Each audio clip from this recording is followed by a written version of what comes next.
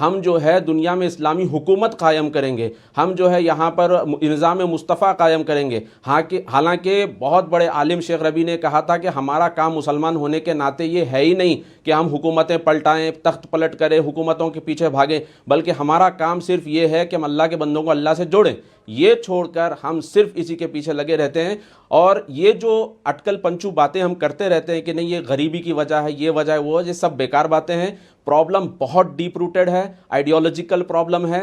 और आप देखिए जम्मू एंड कश्मीर में जमात इस्लामी को बैन किया गया, सऊदी अरब, यूएई, बहरीन जैसे कंट्रीज में जमात इस्लामी मौदूदी के लिटरेचर को बैन किया गया। मैं चाहता हूं कि इंडिया में भी ये बैन हो और इस तरह की जो फिक्र और नज़र है इसको भी बैन किया जाए। और ख़ास तौर पर हमारे पास जो ओनिंग ऑफ द प्रॉब्लम नहीं है, हम प्रॉब्लम को ओन अप नहीं करते, हम जो है उसको डिफ्लेक्ट करते हैं, कभी आरएसएस के ऊपर ढकेल देते हैं, कभी ज़ायनिज़्म के ऊपर ढकेल देते हैं, कभी इजराइल के ऊपर ढकेल देते हैं। अब आप मुझे बताइए सूडान में कौन सा आरएसएस और बीजेपी है? वहाँ पे 35 मिलियन लोग बेघर हो चुके हैं, मारे जा रहे हैं। कौन मार रहा है? मुसलमान को मार रहा है। अब आप मुझे बताइए कि कहां से हम जो है इस तरह के जस्टिफिकेशंस लेके आ जाते हैं?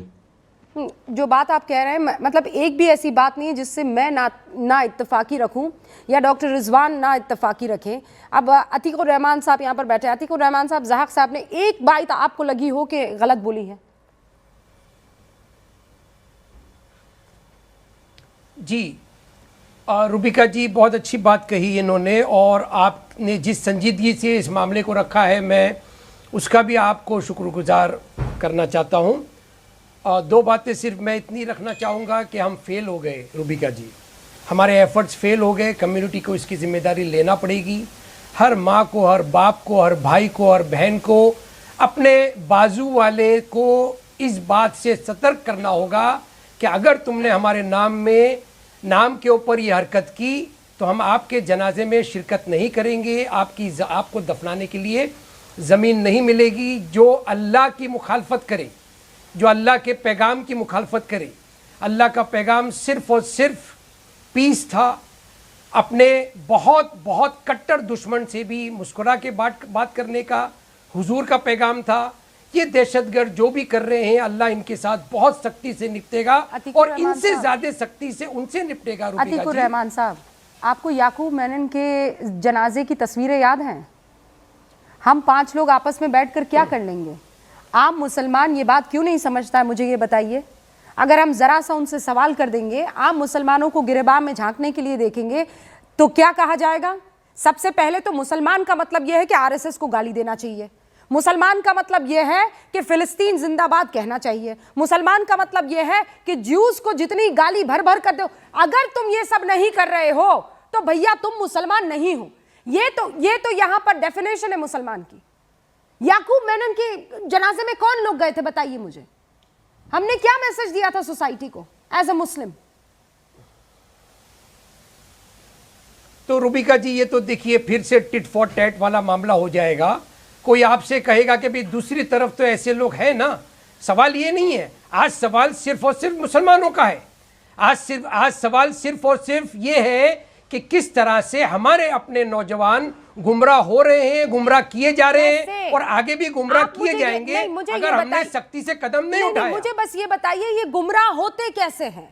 अगर पाकिस्तान या कोई आतंकवादी या उसामा बिन लादेन आपको गुमराह करना चाहता है तो वो क्या करेगा? कि वो किसी हिंदू को गुमराह क्यों नहीं कर लेता है?